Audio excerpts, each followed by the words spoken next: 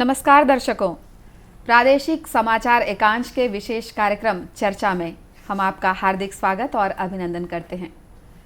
साथियों, किसी भी देश, राज्य और उस स्थान के पर्यटन स्थलों को देख करके आप उस राज्य की खूबसूरती, उस राज्य के विकास और उस राज्य की विशेषता के बारे में आप जान जाते हैं कि ये राज्य या देश या ये स्थान कैसा होगा।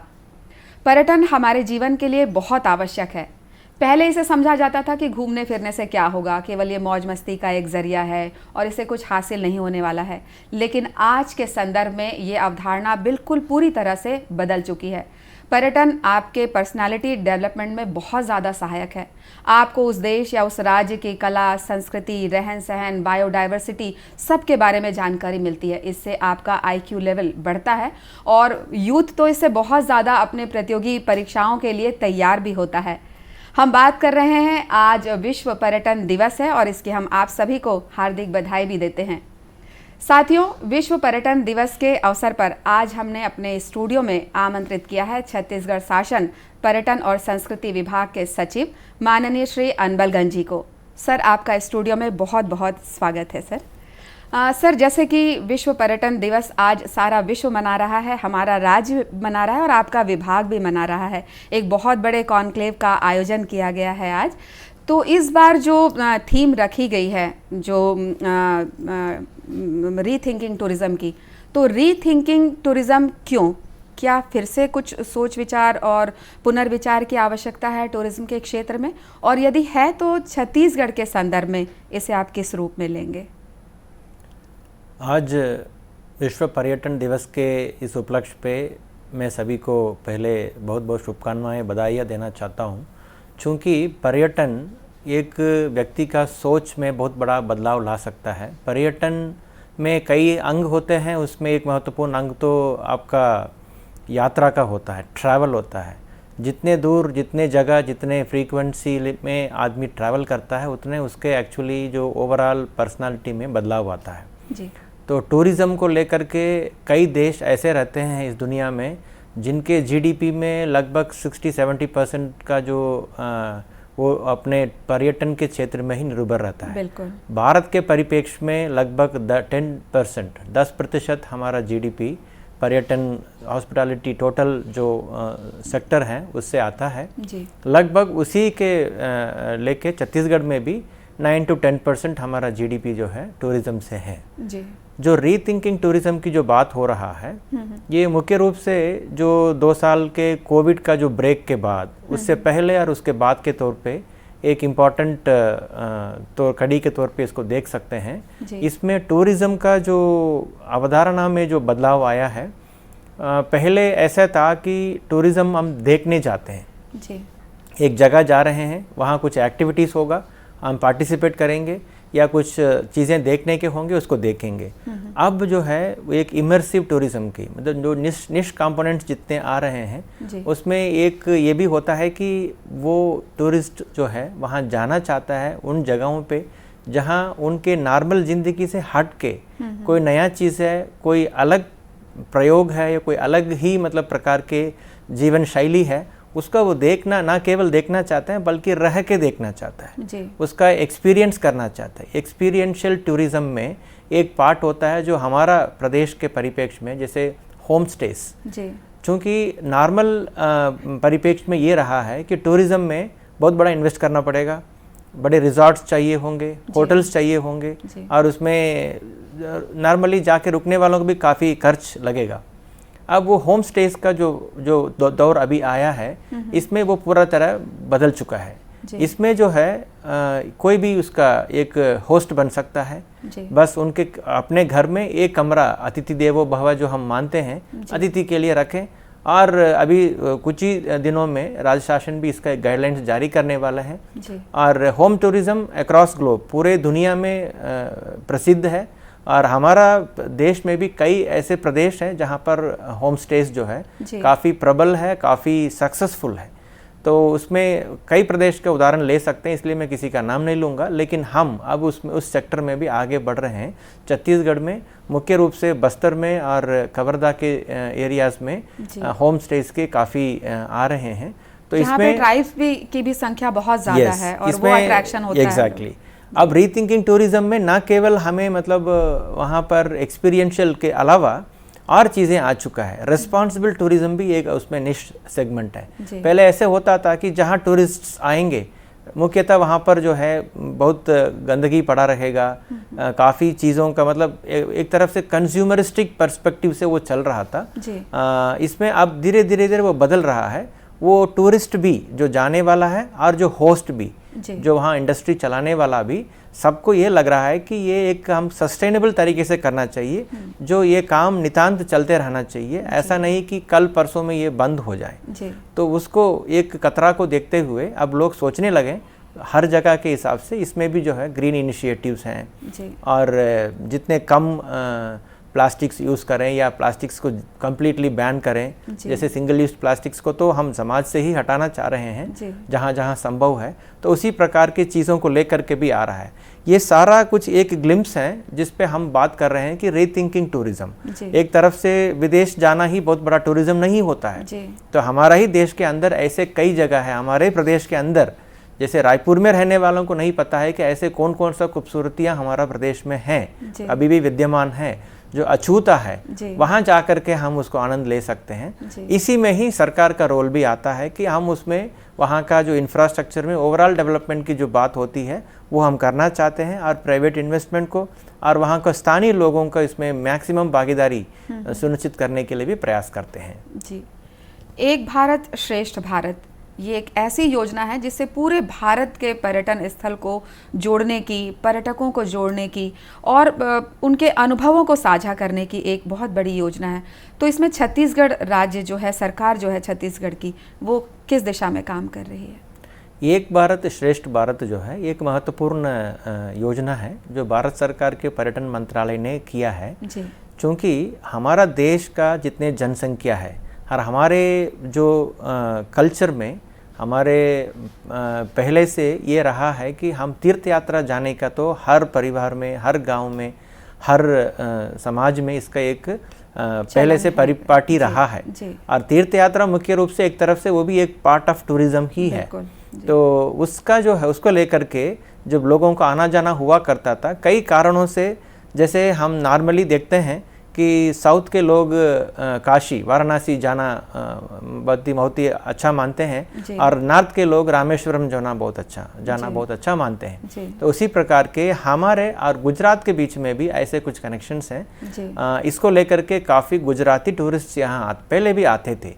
तो इसी को लेकर के, इसी तरह का जहाँ पहले से कल्चरल इंटर एक्सचेंज पहले भी रहा है, उसी को एक तरफ से पार्टनरशिप स्टेट्स के तौर पे भारत सरकार ने सभी राज्यों को एक दूसरे का पार्टनर स्टेट्स बनाया गया। उसमें छत्तीसगढ़ और गुजरात, उसमें छत्तीसगढ़ और गुजरात का एक पार्टनर स्टेट्स का कॉन्सेप्ट पहले आया था। तो उसी को लेकर के वहाँ के यहाँ के बीच में एक तरफ से जो टूरिज्म को बढ़ावा देना, मतलब क्या होगा कि जैसे गुजरात टूरिज्म के यहाँ जितने और एडवर्टाइजमेंट्स होंगे, गुजरात में क्या चीज़ें हैं वो छत्तीसगढ़ के लोगों को पता चलेगा। जब वो अपना टूर का प्लान करेंगे तो गुजरात जाना चाहेंगे। सेम वे गुजरात के जो लोग हैं वो यहाँ जब आना चाहेंगे, जैसे चंपारण हमारे बिल्कुल जो है, चंपारण में वहाँ पर जो है काफ़ी गुजराती इसका आवागमन वल्लभाचार्य जी का वो रहता है, वो पहले से आते रहते हैं। अब उसके साथ और क्या चीज़ है, अब केवल वल्लभाचार्य जी की दर्शन के लिए नहीं, बल्कि आप यहाँ आएंगे तो और भी आपको देखने की चीज़ें मिलेंगी। ये उनको कैसे पता होगा? तो हम वहाँ पर नॉट ओनली एडवर्टाइजमेंट्स, यहाँ के वहाँ के बुद्धिजीवियों का, यहाँ के वहाँ के कलाकारों को, यहाँ के वहाँ के पत्रकारों का एक्सचेंज होगा, आइडियाज़ के एक्सचेंज होगा। इसी के आधारित जो होता है वो एक भारत श्रेष्ठ भारत होता है। तो ये अभी काफ़ी सक्सेसफुली चल रहा है। हम तीर्थ पर्यटन की जब बात करते हैं तो छत्तीसगढ़ में ऐसे बहुत से शक्तिपीठ हैं, ऐसे बहुत से मंदिर हैं, पुरातात्विक ऐसे स्थल हैं मंदिरों के जो बहुत ही महत्वपूर्ण हैं। तो राम वनगमन पर्यटन परिपथ एक ऐसी योजना है छत्तीसगढ़ सरकार की जिसने बहुत कम समय में काफ़ी प्रसिद्धि पाई है। तो ये इस पथ के निर्माण की परिकल्पना किस तरह से सामने आई और इस पर क्या क्या काम हो रहा है, इससे पर्यटकों को क्या फ़ायदा मिलने वाला है? छत्तीसगढ़ में जैसे कण कण में राम बसे हैं ऐसे बताते हैं, क्योंकि छत्तीसगढ़ के जो नॉर्मल जो जीवन शैली है उसमें रामायण, राम कथा के काफ़ी इन्फ्लुएंस हैं। तो उसके तो कई उदाहरण हैं, वो हर हम सबको मालूम है। तो इसी में रामायण का सबसे बड़ा एक मान्यता यहाँ है, जो 14 साल के वनवास में 10 साल का जिन्होंने जो बिता है, वो जो दक्षिण कौशल और दंडकारण्य के क्षेत्र में उन्होंने बिता है, ये स्टोरी में है। तो वो दक्षिण कौशल और दंडकारण्य मिलकर ही आज का छत्तीसगढ़ बना हुआ है। तो कई शोधकर्ताओं ने जिस तरह का विकसित किया है उस चीज़ को, उस बात को खुलासा किया है, उसी को आधार मानते हुए ही अब राम वनगमन परिपथ का, एक पर्यटन परिपथ का निर्माण का काम चल रहा है। इसमें अभी जो प्रथम तौर पे जो 9 जगह का जहां हमने डेवलप करने का निर्णय लिया है सरकार ने, उसमें ऑलरेडी 3-4 जगह पे तो काम अच्छे प्रोग्रेस आ चुका है। चंदकुरी तो आज की स्थिति में फिर से जो विश्व प्रसिद्ध स्थान के और अग्रसर हो गया है। माता कौशल्या का जो मंदिर को अब मतलब वहाँ इतने दर्शनार्थी आते हैं, इतने तीर्थ यात्री आते हैं, और जिस तरह का विकास का कार्य वहाँ चल रहा है, 2 फेज़ का होके 3रा फेज़ का काम चल रहा है, तो वहाँ पर जितने सुविधाएं, जन सुविधाएं को ज़रूरत पड़ेगी, इसी मॉडल को लेकर के और जगहों का अभी डेवलपमेंट का काम चल रहा है। एक शिवनारायण है, एक राजिम है, और आगे चल के तुरतुरिया है, और रामगढ़ है जो सरगुजा में है, और कोरिया जिले में जो सीतामढ़ी हरचौका है, और इसी तरह का दंडकारण्य क्षेत्र में जो बस्तर क्षेत्र में भी जो है इसका मान्यता के हिसाब से लोकल जो साइट्स हैं, जो लोकल मान्यता हैं, जो लोकल मंदिर है या जो भी लोकल कहानियां हैं, उसी का इसमें प्राथमिकता दिया जा रहा है। कोई बाहर का चीज़ नहीं है। तो बेसिकली जो स्टोरी लाइन है वो एक तरफ से केवल पर्यटन परिप्रेक्ष्य और उसको देखेंगे तो लोगों को जाने का, घूमने का, देखने का और छत्तीसगढ़ी कल्चर को समझने का एक अच्छा केंद्र के तौर पे इसको डेवलप करने का हमारा मकसद है। तो उसी का काम चल रहा है अभी, और हमारा उम्मीद है कि जैसे जैसे हमको रिजल्ट्स जैसे जैसे फेज वाइज कंप्लीट करते जा रहे हैं, उसका रिजल्ट्स एकदम हमारे सामने है। तो वहाँ पर्यटकों की संख्या बढ़ गया है, वहाँ पर आमदनी बढ़ गया है, तो एक तरफ से स्थानीय लोगों को एक रोजगार का अवसर होता है, उसमें काफ़ी लोगों का उसमें उसके साथ जुड़े रहने का मौका भी मिलता है। तो बेसिकली ये जो टूरिज्म में कॉन्सेप्ट तो वही है, मतलब जो व्हील्स ऑफ इकोनॉमी जो होता है, जो अर्थव्यवस्था का जो चक्का है, उसको एक बार चलने का जो प्रयास है वो शासन प्रशासन कर लें और आगे जो है लोग उसका आगे ले जाएंगे। तो वही काम अभी अच्छी तरह रामगमन परिपथ में चल रहा है। कुल मिलाकर देखा जाए तो भगवान राम के ननिहाल को सजाने और संवारने का काम किया जा रहा है पर्यटन के परिप्रेक्ष्य में। अभी अभी हमने एक आंकड़ा देखा कि पूरे देश की जो जनसंख्या है उसमें 25 से लेकर के 29 वर्ष के जो युवाओं की जो संख्या है वो सबसे ज़्यादा है। तो यूथ जो है उनका कॉन्सेप्ट भी चेंज हुआ है, वो घूमना चाहते हैं, लेकिन घूमने के साथ साथ वो अपने इंटेलेक्चुअल पॉइंट ऑफ व्यू से अपने को समृद्ध भी करना चाहते हैं। तो छत्तीसगढ़ में यूथ के लिए क्या संभावना है और ऐसे कौन कौन से पर्यटन स्थल हैं जिन्हें यूथ के हिसाब से विकसित करने की दिशा में काम किया जा रहा है? जैसे एडवेंचर टूरिज्म है और भी जल क्रीड़ा है, तो इस दिशा में क्या काम कर रहे हैं? केवल छत्तीसगढ़ में नहीं बल्कि पूरा भारत में, जैसे आपने कहा है, सबसे ज़्यादा अभी युवा वर्ग जो है एक्टिव है, और इनका जो एपेटाइट है उसके हिसाब से आपका व्यवस्थाएं देने के लिए भी जो है वो हमारा एक प्राथमिकता है। सो यूथ में हर प्रकार के जो उनका आवश्यकताएं जो रहते हैं, उदाहरण के लिए मैं ये कहना चाहूँगा, जैसे अभी पोस्ट कोविड में एक सिनेरियो ये भी बना है कि वर्क फ्रॉम होम काफ़ी चर्चा का एक शब्द बन गया है। तो लगभग इवन सरकार के कार्यालय भी कुछ समय के लिए वर्क फ्रॉम होम के मोड पे चला गया था। तो निश्चित रूप से जो प्राइवेट इंडस्ट्री है, एंटरप्रेन्योर्स हैं और ऐसे कई स्टार्टअप्स हैं जिनकी जो है एक्चुअली ऑफिस का आने जाने की ज़रूरत नहीं, उनका फिजिकल प्रेजेंस की आवश्यकता नहीं है। उसमें ये 2 साल के एक्सपीरियंस के बाद यूथ ऐसा भी चाहते हैं कि वो ना वो ऑफिस में रहना है ना घर पे रहना है, एक थर्ड लोकेशन पे रहना चाहते हैं जहां वो एक तरफ से प्रकृति के साथ रह सकते हैं, एक तरफ से ऐसे अच्छे पर्यटन स्थल के साथ रह सकते हैं जहां वो उनका जीवन बढ़िया आराम से चले, एट द सेम टाइम वो अपना जो भी व्यवसाय है या अपना जो भी नौकरी पेशा है उसको करते रहें। सो अच्छी कनेक्टिविटी के साथ इनको ऐसे लोकेशंस, गुड लोकेशंस और वहाँ ऐसे एक्टिविटीज़, जैसे आपने कहा वाटर एंड एडवेंचर स्पोर्ट्स का जो प्रिपरेशंस है उसके साथ अगर देने का होगा तो वहाँ आज के यूथ जाना चाहेंगे। छत्तीसगढ़ में कई उस तरह का लोकेशंस हैं जी।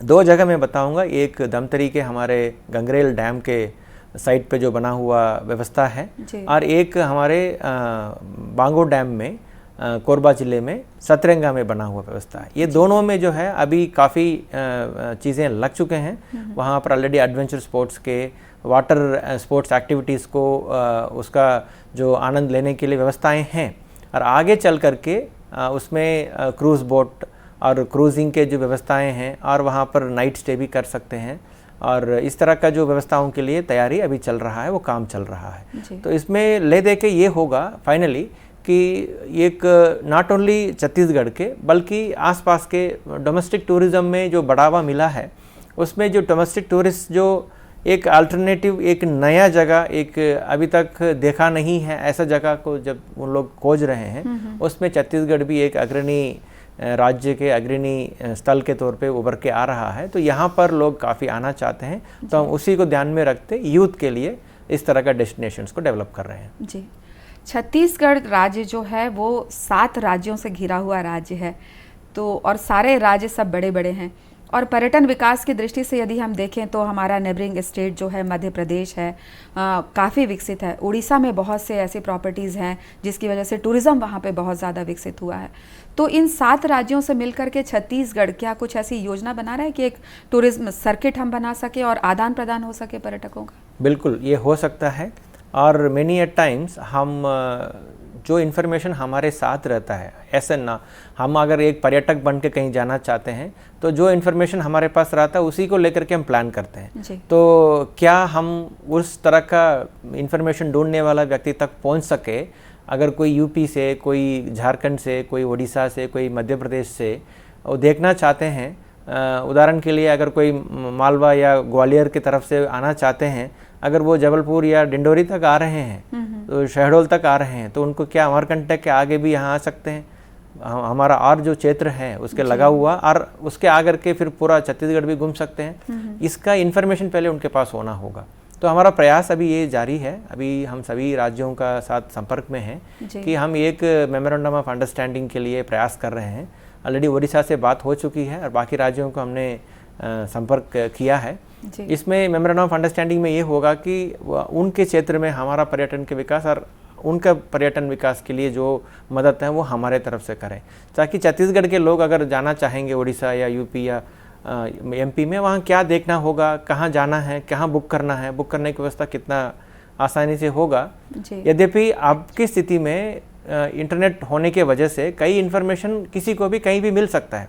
हम उसको एक व्यवस्थित तरीके से वन सिंगल पॉइंट पे वन स्टॉप सॉल्यूशन के तौर पे देने के लिए ये प्रयास कर रहे हैं। और इसमें इंफॉर्मेशन आदान प्रदान के अलावा जो सीमलेस ट्रांसफ़र एंट्रीज, जैसे अगर कोई टूरिस्ट सर्किट बन रहा है तो उसके जो बगल में एक क्षेत्र बस लेकिन दूसरा राज्य का होगा तो उसका भी साथ में जोड़ करके क्यों ना बनाया जाए। तो उसका जो उस समय फिर रूम रिजर्वेशंस वगैरह से लेके वहाँ का टैक्सी इत्यादि व्यवस्था को लेकर के वो सारे एक सीमलेस, मतलब बिना ज़्यादा कोई परेशानी के लोग जो है वहाँ पर जाके अपना टूरिज़्म का एक्सपीरियंस ले सकते हैं। उसी को केंद्र बिंदु बना करके एमओयू का प्रयास अभी चल रहा है। जी जी, और उसी दिशा में आज एक बड़ा कॉन्क्लेव भी हो रहा है और 7 राज्यों के प्रतिनिधि आए हुए हैं, तो एक बड़ा आयोजन है। बहुत से टूरिज़्म के सेगमेंट हैं, आप जैसे कह लीजिए एग्रो टूरिज़्म जो आजकल बहुत सुनने में आ रहा है, फिल्म टूरिज़्म है, मेडिकल टूरिज़्म है, वेलनेस टूरिज़्म है। तो फिल्म टूरिज़्म की दिशा में जैसा कि हम आपसे चर्चा कर रहे थे इसके पहले कि छत्तीसगढ़ में बहुत से ऐसे पर्यटन स्थल हैं जहां बहुत संभावना है, तो फिल्म टूरिज़्म के लिए क्या कुछ सरकार कर रही है और कितनी संभावनाएं आप देखते हैं? फिल्म पॉलिसी भी अभी हाल ही में बनी, आप चूँकि संस्कृति के भी आप सचिव हैं, तो आपके मार्गदर्शन में गाइडलाइन भी तैयार हो चुकी है, पॉलिसी बन चुकी है, तो इसके बारे में कुछ बताएं। बिल्कुल, एक्चुअली हम भारतीय जो मनोरंजन के क्षेत्र में और हॉस्पिटैलिटी, ये पूरा के जो बड़े पर्दा में फिल्म्स एक बहुत महत्वपूर्ण रोल प्ले करता है। और फिल्म टूरिज़्म में ट्रेडिशनली जो जगह जहाँ पर फिल्म शूट के लिए जाते थे और फिल्म शूटिंग एक स्टूडियो के अंदर होने का जो समय थी वो सब काफ़ी तेज़ी से बदल रहा है लगभग बदल चुका है। अब वो लाइव लोकेशंस पे शूटिंग होने का चल रहा है और केवल फीचर फिल्म्स नहीं है, अभी उसके बाद डॉक्यूमेंट्रीज के बाद अब OTT से लेके मतलब काफ़ी वेब सीरीज काफ़ी चीज़ें आगे बढ़ चुका है। सो जो फिल्म मेकर्स हैं वो फिल्म जगत से जुड़े हुए सभी प्रकार के लोग हैं, उनको भी नया नया प्लेसेस की ज़रूरत है, नया नया लोकेशंस की ज़रूरत है। तो उसी को ध्यान में रख के सभी राज्यों ने जैसे बनाया उसको कंपेयर करते हुए छत्तीसगढ़ ने अपने एक फ़िल्म पॉलिसी लाया है। और फिल्म पॉलिसी के साथ साथ हम एक फिल्म फैसिलिटेशन का एक काउंटर, एक सेंटर बनाया है। और ये फिल्म फैसिलिटेशन सेल जो है, तो जितने लोग आएंगे यहाँ पर फिल्म वन स्टॉप सॉल्यूशन के तौर पे काम करेंगे। बेसिकली सिंगल विंडो रहेगा, जो शूट करना चाहेंगे उनका एक जगह जाना होगा, एप्लीकेशन देना होगा, उनके जितने क्लियरेंसेस हैं, जितने उनका आवश्यकताएं हैं वो सब उनका मतलब करके दिया जाएगा। वो निश्चित समयावधि के लिए वहाँ पर बिना कोई समस्या के अपना शूटिंग कर सकते हैं। और इसमें कई चीज़ों का मतलब ऐसा ईजीली रखा गया है। इसके अलावा चूँकि नया जगह है, एक्सपेरिमेंटल बेसिस पे अगर कोई आ रहे हैं तो उनको और क्या फ़ायदा होगा, तो छत्तीसगढ़ का टूरिज़्म को प्रमोट करने वाले ऐसे फिल्म अगर बनेंगे, उसका ड्यू प्रोसेस करने के पश्चात उसका एक सब्सिडी का भी प्लान जो है हमारा फिल्म पॉलिसी में रखा गया है। और ये सब्सिडी वेरियस कैटेगरीज में होगा, उसमें फीचर फिल्म्स होंगे, उसमें हिंदी फीचर फिल्म के होंगे, अन्य रीजनल लैंग्वेजेस के फिल्म्स के लिए होंगे, क्योंकि काफ़ी सारे फिल्म्स ऐसे पहले से आके यहाँ बन रहे हैं। तो उसका एक तरफ से जो है उनको और प्रोत्साहित करने के तौर पे फिल्म पॉलिसी को लाया गया है। और आगे शासन के योजनाओं में ये भी एक प्लान है कि हम यहाँ पर एक, चूँकि जैसे मैंने कहा कि अब लाइव लोकेशंस का शूटिंग ज़्यादा चलता है, बट कुछ शूटिंग का जो है एक फिल्म सिटी या लोकेशन बेस्ड चीज़ों की ज़रूरत पड़ती है, कुछ सेट्स बनाना पड़ते हैं। तो एक फिल्म सिटी का जो अवधारणा है वो थोड़ा चेंज्ड परिप्रेक्ष्य में जो आज की आवश्यकता के अनुसार जो है यहाँ पर तैयार करने के भी एक प्लान है। उसके अभी उसका प्रारंभिक जो काम है वो अभी चल रहा है। तो फिल्म टूरिज्म को भी लाना, और उसके वजह से इसमें फ़ायदा क्या होता है, एक तो बाहर के लोग आते हैं, जानते हैं, वो जाके 4 जगह बताते हैं। और जब फिल्म्स बनते हैं, जो मेन पर्दे के जो फीचर फिल्म्स बनते हैं, उसमें अगर छत्तीसगढ़ टेक्स पार्ट, तो उसमें जो है ना उसका अपने आप से एक प्रसार होता है। और एक नैरेटिव चेंज भी एक इम्पॉर्टेंट होता है। पिछले 20-25 साल में छत्तीसगढ़ को लेकर के एक कॉमन प्लेटफॉर्म में ये बात हो गया कि ये तो नया राज्य है और इसमें एक्सट्रीमिस्ट एक्टिविटीज़ को लेकर के काफ़ी बातें अगर होती है, तो उसमें भी जो है बाहर के जो लोग आते हैं उनके मन में जो बात होगी छत्तीसगढ़ क्या प्रदेश होगा, कैसे होगा, वो इस तरह का जो एक्टिविटीज़ में टूरिज़्म, कल्चर, फिल्म टूरिज़्म, इस तरह एक्टिविटीज़ के माध्यम से हम बता सकते हैं कि हाउ ब्यूटीफुल, ये कितना खूबसूरत जगह है, यहाँ पर किस तरह का चीज़ें होते हैं, वो बताने के लिए ये सब एक अवसर के तौर पे हम इसको देख रहे हैं। और इसके साथ ही जो सिंगल विंडो की जो सुविधा प्रदान की गई है, बहुत से फिल्म मेकर से बातचीत होती रहती है, चर्चा होती है, मुलाकात होती है, उनके लिए सबसे खास अट्रैक्शन का ये एक माध्यम बन गया है कि सिंगल विंडो, उन्हें कई डिपार्टमेंट्स में जा कर के अनुमति की आवश्यकता नहीं है, वो एक जगह आए और सारी अनुमति एक जगह से उनको मिल जाती है। तो इससे फिल्म मेकर्स का आना भी बहुत संख्या में बढ़ा है। तो ये एक बहुत अच्छी पॉलिसी है। हमारा छत्तीसगढ़ राज्य जो है वो आदिवासी बहुल राज्य है, बहुत से जैव विविधता यहाँ पर है, और हमारे जो ट्राइब्स हैं वो हमारी धरोहर हैं। तो हमारे ट्राइब्स को ध्यान में रख करके उन्हें पर्यटन से कैसे जोड़ा जा रहा है और उनको साथ में लेकर के किस तरह से सरकार काम कर रही है? ये बिल्कुल महत्वपूर्ण सवाल है। इसमें पहला तो ये, चूँकि जैसे आपने कहा कि ट्राइबल हार्टलैंड जैसे हम कहते हैं, तो हर राज्य में जितने ट्राइबल पॉपुलेशन होता है उसके परिप्रेक्ष्य में देखेंगे छत्तीसगढ़ में लगभग 1/3 पॉपुलेशन जो है ट्राइबल पॉपुलेशन होता है। यहाँ पर जो एंथ्रोपोलॉजिकली जो सबसे पुराना एक्टिविटीज़ या जो लिविंग स्टाइल के जो चीज़ें हैं अभी भी जो है ना संरक्षित है। तो इसका शोकेस करते हुए हम क्या कर सकते हैं, उसमें 2-3 चीज़ें सरकार ने पिछले कई सालों से करते आ रहा है। एक तो ट्राइबल टूरिज्म सर्किट का विकास किया गया है। एक इसमें जो यहाँ पर जितने टूरिज्म के इम्पोर्टेंट प्लेसेस हैं उसमें जो ट्राइबल टूरिस्ट सर्किट एक तैयार किया गया है, ये अक्रॉस स्टेट, मतलब लगभग सरगुजा से, मैनपाट से लेके नीचे मतलब कोंडागांव, बस्तर के हर इम्पोर्टेंट प्लेसेस को जोड़ते हुए लगभग 13-14 जगह का इसमें रिसॉर्ट्स बनाए गए हैं। और इससे क्या हुआ कि एक इस बड़े सर्किट के अंदर स्मॉलर सर्किट्स हो सकते हैं, और जैसे पर्यटक चाहते हैं वैसा उनका अपना कार्यक्रम वो बना सकते हैं। इसके वजह से क्या हुआ कि इसमें एक आध जगह जैसे सरोदा दादर है कवर्धा में और कोंडागांव में, यहाँ पर जो है वो ट्राइबल आर्टिसन विलेज के एक मॉडल भी तैयार किया गया है। जब वहाँ पर एक्चुअली पर्यटक जाके रुकेंगे तो उनके साथ जो वहाँ पर जो नॉर्मली जो ट्राइबल लाइफ के जो इम्पोर्टेंट पहलू होता है उनके सामने जो है ना लाइव डेमोन्स्ट्रेशन हो सकता है। जैसे कोसा वीविंग उनका होता है, या जो बाकी शिल्प वगैरह का जो कास्टिंग वर्क जो होता है, और मतलब जो जैसे उनका गोदना आर्ट है, ये सारा चीज़ों को वहाँ पर लाइव डेमोन्स्ट्रेशन हो सकता है। जैसे बैगा पॉपुलेशन काफ़ी ज़्यादा है कवर्धा एरिया में, तो कवर्धा का जो रिसॉर्ट में उसी के साथ एक मॉडल उनके जो हाउसेस होते हैं वो किस प्रकार के होते हैं उसका भी डेवलप किया गया है। एक मिनी म्यूजियम भी है, मैंने देखा है वहाँ पर कोंडागांव में। यस, कोंडागांव में। और जैसे यहाँ पर हमारा ओपन म्यूजियम है, जैसे नवा रायपुर में जो हमने ऑलरेडी जो बनाए हैं उसमें भी जो है ट्राइबल लाइफ के, छत्तीसगढ़ के इनफैक्ट हर एरिया के लाइफ के, यहाँ का मकान क्यों कैसे, एक हर चीज़ का एक कारण होता है। यहाँ पुराने जितने मकान बने हैं वो वहाँ का ज्योग्राफिकल लोकेशन, वहाँ का जो बरसात कैसे होता है, वहाँ पर ठंड का मौसम कैसे रहता है और गर्मी कैसे रहता है, उस हिसाब से यहाँ मकान बनाने का जो पद्धति रहा है उसका शोकेस करते हुए पुरकौती मुक्तांगन जो नवा रायपुर में है उसमें भी इसका मॉडल्स बने हुए हैं, रायपुर में है। और कुल मिलाकर हम ये कह सकते हैं कि छत्तीसगढ़ की सारी विविधताओं को लेकर के पर्यटन विभाग काम कर रहा है, राज्य सरकार काम कर रही है। तो यदि कोई बाहर का पर्यटक यहाँ आता है तो उसे वो सारी चीज़ें देखने, समझने और जानने को मिलेगी जो एक पर्यटन वास्तव में पर्यटक चाहता है। सर, आपने बहुत ही महत्वपूर्ण जानकारी दी और मुझे लगता है कि छत्तीसगढ़ का पर्यटन जो है वो काफ़ी समृद्ध है और छत्तीसगढ़ की संस्कृति बहुत समृद्ध है। तो हम उम्मीद करेंगे कि बहुत जल्द हम आपसे फिर मुलाकात करेंगे ताकि हम अपने पर्यटकों को, अपने दर्शकों को और भी छत्तीसगढ़ की खूबियों के बारे में बता सके। सर, आप स्टूडियो में आए, हमारे आमंत्रण को स्वीकारा, आपके लिए बहुत बहुत धन्यवाद। तो साथियों, देखा आपने कि पर्यटन केवल एक विषय है, लेकिन इस विषय में कितने सारे अंग छिपे हुए हैं जो आपके व्यक्तित्व को समृद्ध तो करते ही हैं, आपके ज्ञान को भी समृद्ध करते हैं। तो घूमते रहिए, छत्तीसगढ़ ही नहीं पूरे देश में घूमिए। और भारत सरकार की एक योजना है, देखो अपना देश। तो बाहर तो आप ज़रूर जाएं घूमने, लेकिन आपको अपना देश भी देखना चाहिए, अपना राज्य भी देखना चाहिए।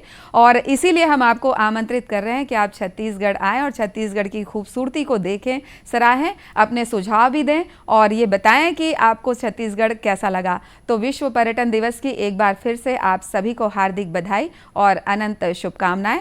दूरदर्शन प्रादेशिक समाचार एकांश के विशेष कार्यक्रम चर्चा में हम फिर से अगली बार एक नए विषय के साथ आपके सामने हाजिर होंगे। तब तक के लिए हमें आज्ञा दीजिए। नमस्कार।